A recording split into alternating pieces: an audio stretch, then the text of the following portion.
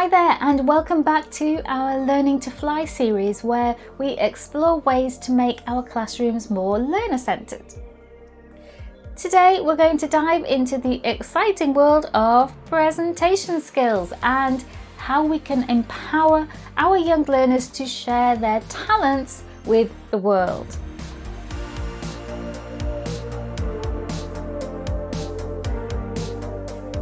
We all know that every student has unique strengths and talents. Some may excel in academic work, while others are great at sports or in creative pursuits. In the English language classroom, some students may find it easy to remember long lists of vocabulary. Others may be great at speaking, and some students struggle with it all. Learning a second or additional language can be very hard, especially for students who struggle with more traditional teaching methods. It can be very hard for these students to find a way to shine. And that is our key word today: shine.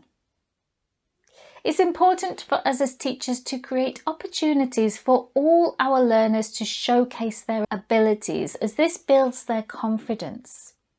The first thing we need to understand is that different learners will shine in different ways. Not everyone is comfortable standing at the front of the class giving a traditional presentation. Some students might prefer expressing themselves through art or music or technology. Some students may prefer not to speak at all. By embracing these diverse forms of expression, we can create a more inclusive learning environment. To encourage this diversity of expression, we can try incorporating group projects where students can combine their strengths and present as a team. This not only allows them to showcase their individual talents, but it also fosters collaboration and cooperation.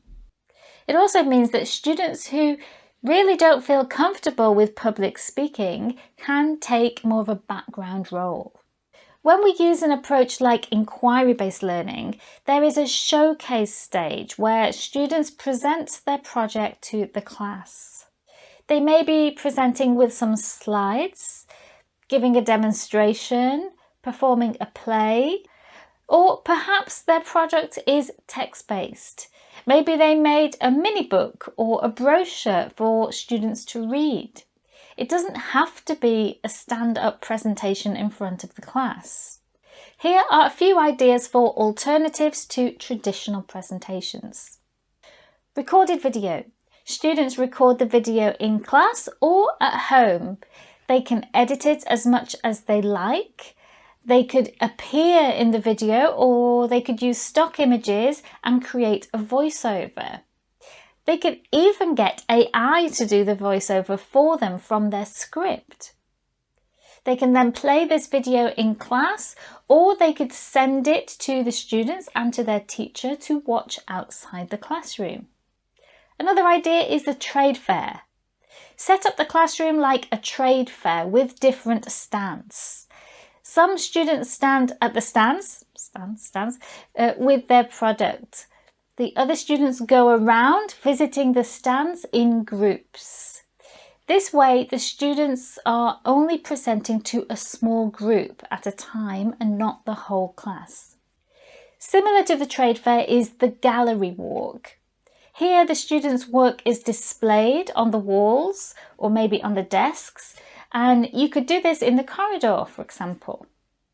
Students take turns to stand near their work and explain it to students who are passing by, just like a guide in a museum. Whether you want students to give presentations or not, it's important to remember that they each have their own talents and ways of working. Where possible, we should try to avoid forcing students to do an activity in a certain way. We talked about choice at the beginning of this series. Give students 2 or 3 options to choose from.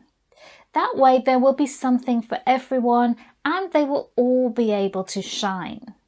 Today's tip is about authenticity. If we want students to work hard, we need to give them a reason to do so.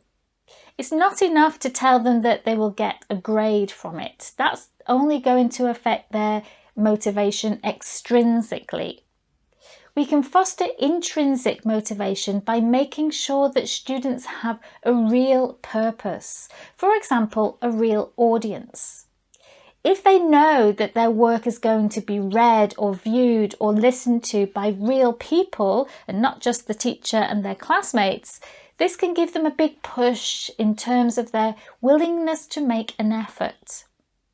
Try to find a way for them to share their work with the world, whether this is publishing it on the school blog or creating a class magazine or inviting guests in to watch their presentations or performances.